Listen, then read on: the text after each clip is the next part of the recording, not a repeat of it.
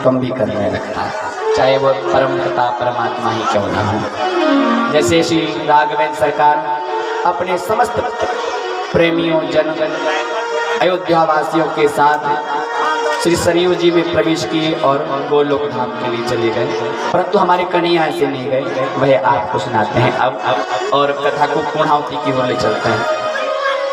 महाराज, जैसे ही कौरवों का अंत हुआ तो एक दिवस गांधारी और धृतराष्ट्र जी जो कि पांडवों के साथ रह रहे थे, कृष्ण को देखा और महसूस किया गांधारी ने। गांधारी के मन में एक बात थी कि कृष्ण के कारण मेरे 100 पुत्रों का नाश हुआ। क्या? अब सुनेंगे कथा, लास्ट में जा रही है, सभी लास्ट है। गांधारी के मन में बात थी कि भाई कृष्ण के कारण मेरे कुटुंब का नाश हुआ है, तो मन ही मन वह क्रोधित हो रही थी, झल्ला रही थी अंदर ही अंदर। कृष्ण को अपने समीप देखा, जैसे ही कृष्ण ने प्रणाम किया, बोले कल्याण हो कृष्ण तुम्हारा। आज गांधारी कृष्ण से कह रही है, बोले तुम्हारे कारण ना तुम पांडवों का साथ देते, ना आज मेरे वंश की यह गति होती। तुम्हारे कारण जैसे कौरवों को नाश हुआ है, मैं गांधारी श्राप देती हूँ। क्या? मैं गांधारी श्राप देती हूँ, धीरे धीरे कर कर यदुवंश का भी नाश होने लगे। ये गांधारी का श्राप लगा कन्हैया। महाराज, एक बात और है, जो कि जामवंती के सुपुत्र हैं, जिनका कि नाम शाम्ब है, कृष्ण के पुत्र, एक दिन अपने बाल सखाओं के साथ खेल रहे थे। पास में एक संत तपस्या कर रहे थे। कुछ बाल लीला के कारण बच्चों की बच्चे जब खेलते हैं तो हंसी मजाक करते रहते हैं। आपस में विचार आया, क्यों नहीं संत भगवान की परीक्षा लेना चाहिए, ये संत असली है कि नकली। वही बात फिर आई, संत असली है कि नकली, ये बात शाम्ब के मन में आई। तो क्या किया, एक बालक को अच्छे लहंगा चुन्नी पहनाए, दुल्हन की जैसा तैयार किया और पेट पर कुछ वस्त्र लगा दिए, कपड़े लपेट दिए। गुरुजी के सामने पहुंचे, अब हंसी कर रहे हैं बालक को। बोले गुरुजी, संत भगवान। बोले क्या बात है? बोले हम कृष्ण के पुत्र पौत्र हैं। बोले अच्छा, द्वारकाधीश के? बोले हाँ। बोले आपसे यह पूछना चाहते हैं, ये जो हमारी भाभी जी हैं, ये माँ बनने वाली है। क्या पूछा? ये जो हमारी भाभी श्री हैं, ये माँ बनने वाली हैं। अब बताइए इनके बालक होगा कि बालिका होगी? क्या प्रश्न किया? इनके बालक होगी कि बालिका होगा? बालिका होगा, बालक या बालिका होगा, ये प्रश्न किया। महाराज, संत भगवान को क्रोध आ गया, मन में विचार किया, बताइए कृष्णम वंदे जगत गुरु, जो परमात्मा के बालक हैं ये लोग संत का सम्मान नहीं कर रहे हैं, हंसी हंसी में उपहास कर रहे हैं, जो कि द्वारकाधीश के बालक है। चलो कोई बात नहीं, तुम भले परमात्मा की संतान हो, भले यदुवंशी हो, ये संत तुमको श्राप देता है। क्या? ये संत तुमको श्राप देता है इस बालक के गर्भ से, जो तुम कपड़े बांध कर लाए हो, जो तुम कपड़े बांध कर लाए हो, ना इसके गर्भ से लड़का होगा ना लड़की होगी, एक लोहे का मूसल होगा। इसी मूसल से तुम सभी यदुवंशियों का नाश हो जाएगा। महाराज, बच्चे घबरा रहे और जल्दी जल्दी से वो कपड़े खोले। जैसे ही कपड़े खोले तो उसमें एक मूसल दिखाई दिया। महाराज, इस बात को अपने दादाजी वसुदेव को बताया कि ऐसी ऐसी घटना घट गई है। तो वसुदेव जी ने सोचा, ना ये मूसल होगा ना कुछ करेंगे, तो उस मूसल को पिसवाया। क्या? उस मूसल को पिसवाया और समुद्र में बहा दिया। एक छोटा सा टुकड़ा बचा था लोहे का, जो कि समुद्र में फेंक दिया। उसको एक मछली ने खा लिया। और महाराज, जैसे ही उस लोहे को पिसवाया, तो जो पानी के पास एक घास उत्पन्न होती है पीले कलर की, जिसको एरा का ऐसा कुछ नाम बोलते हैं, एर का घास बोलते हैं, जो कि हाथ लगाने से अपना हाथ कट जाता है, पानी में होती है। तो भाई एर का नाम की घास समुद्र के चारों तरफ उगने लगी। महाराज समय आया परमात्मा को भी इस धराधाम को छोड़ना पड़ता है। महाराज अब जैसे कृष्ण और बलराम कुछ बात कहते हैं तो यदुवंशी उसका उल्टा करते हैं। घर में शांति नहीं होती है। यदि कृष्ण कुछ अच्छी शिक्षा देते हैं तो बाल गोपाल नहीं मानते, बोले देखा है तुमको।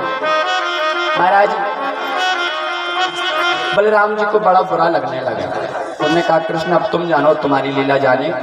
बलराम जी ने अपने स्वरूप का ध्यान किया और शेष नाग में परिणत हो गए और क्षीर सागर के लिए चले। अब कौन बचा?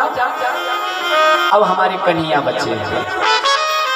महाराज जैसे ही यदुवंशियों का समय विनाश का आया तो आपस में ही मार काट करने लगे, आपस में ही मरने लगे। महाराज जैसे ही लड़ते लड़ते शस्त्र समाप्त हुए तो जो समुद्र के पास घास उगा था उसी को आपस में मारने लगे। उसके लगने से यदुवंशियों का नाश होने लगा।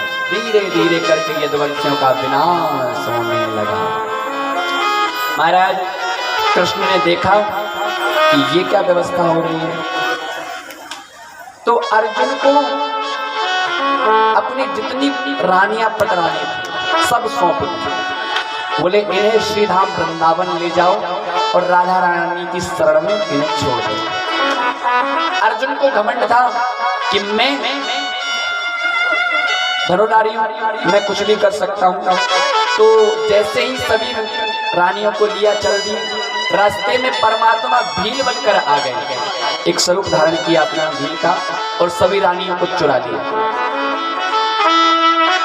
तो अर्जुन का भी मान भंग हो गया। महाराज समय आया, अब द्वारका में कोई भी नहीं है। द्वारका को छोड़ मेरे परमात्मा चल दिए वन की ओर, और आज परमात्मा के साथ कोई भी नहीं है, मात्र उनका एक सारथी है दारुक नाम का। जबकि परमात्मा ने सभी को सब कुछ दिया, परंतु एक दारुक नाम का सारथी ऐसा है जिसको परमात्मा ने कुछ भी नहीं दिया पूरे जीवन, परंतु उसने इतनी सेवा की है। 24 घंटे द्वारकाधीश के साथ रहा, फिर भी कुछ नहीं दिया। अपने अंतिम क्षणों में द्वारकाधीश कहते हैं कि दारुक तूने मेरी बहुत सेवा की है, तुझे क्या चाहिए? बोले परमात्मा कुछ नहीं चाहिए, बस तुम्हारे चरणों की प्रीति चाहिए, मैं तुम्हारे पास रहना चाहता हूँ। बोले नहीं, ये समय नहीं है, तुम जाओ और जो भी शेष यदुवंशी द्वारका में उन्हें द्वारका से बाहर निकाल के मथुरा ले जाना। क्यों? क्योंकि मेरे जाते द्वारका समुद्र में विलीन हो जाए। महाराज ठाकुर जी एक बट वृक्ष के नीचे आराम से शयन कर रहे थे। जो लोहे का टुकड़ा एक मछली ने खाया था, याद हुआ अभी जो बताया था, उस लोहे के टुकड़े को मछली जो खा गई थी, उस मछली को एक बहेलिये ने पकड़ लिया था जाल में, और उसके पेट से जो लोहे का टुकड़ा निकला वो अपने बाण में लगा लिया था। महाराज समय आया, कन्हैया सो रहे थे और उनकी जो चरणों का तलवा है बहुत लाल रंग का था, लाल एकदम दिख रहा था। गर्मी का समय था। महाराज भील ने सोचा, बहेली ने सोचा कि कोई हिरण गर्मी के कारण हपा रहा है, इसकी जीभ बाहर निकली है। इस चक्कर में हिरण को जान बहेली ने वो बाण चला दिया। जैसे ही बाण चलाया तो द्वारकाधीश के पैरों में वह बाण आकर लगा।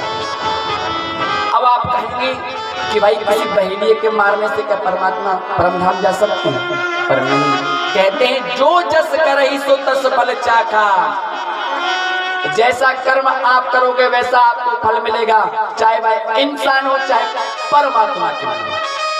अब कहेंगे ये कौन सी बात हुई? महाराज जिस समय मेरे ठाकुर जी रामा अवतार में थे, उस समय राम जी ने छुपकर बहेलिये का रूप धारण करके बाली का वध किया था। तो आज वही बाली बहेलिया बनकर आया है और परमात्मा के चरणों में बाण मारा है। वह बहेलिया आके रोने लगा, गिड़गिड़ाने लगा कि ठाकुर जी गलती हो गई। बोले कोई गलती नहीं, ये तो मेरी इच्छा से हो रहा। समय आया, देवता आकाश में खड़े हुए हैं, शंखनाद हो रहा है। सभी देवता अब ये सोच रहे हैं कि परमात्मा जाते कहाँ हैं, अपनी लीला को पूर्ण करके परमात्मा कहाँ जाते हैं। सभी देवता खड़े हुए हैं, संत मुनिजन खड़े हुए हैं, सब ध्यान रख के खड़े हुए हैं। परंतु क्या हुआ, एकदम आकाश में प्रकाश हो गया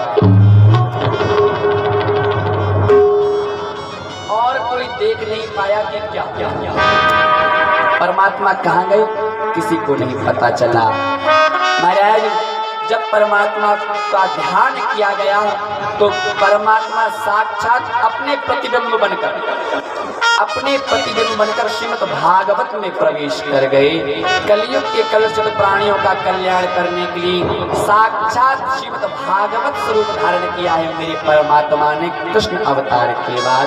बोलिए भागवत महापुराण की जय हो, भागवत महापुराण की जय हो।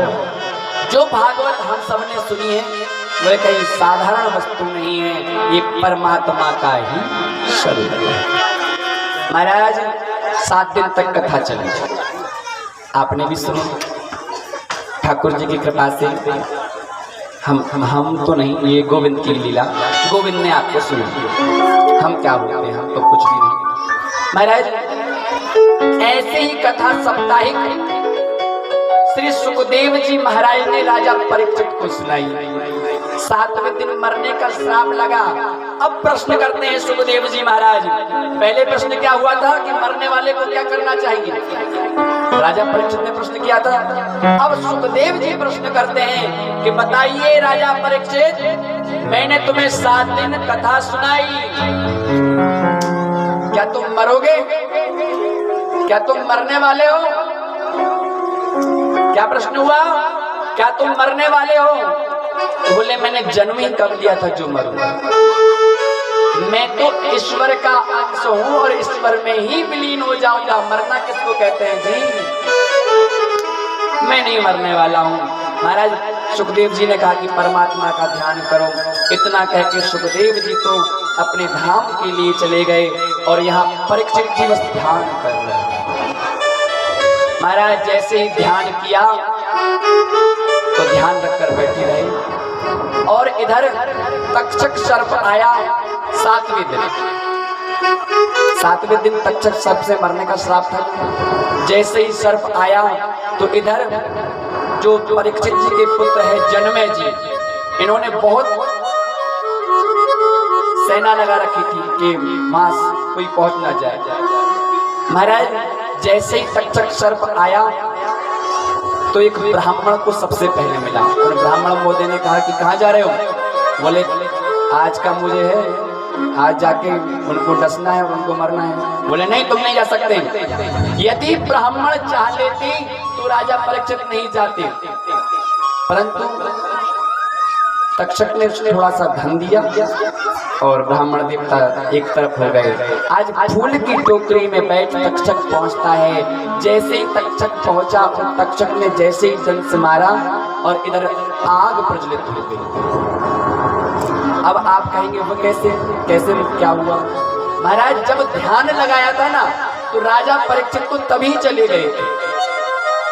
जब ध्यान लगाया था राजा परीक्षित तभी चले गए थे। अब तो मात्र पंचरथी शरीर है जिसमें आग लग रही है। बोलिए द्वारकाधीश भगवान की जय हो, वृंदावन बिहारी लाल की जय हो।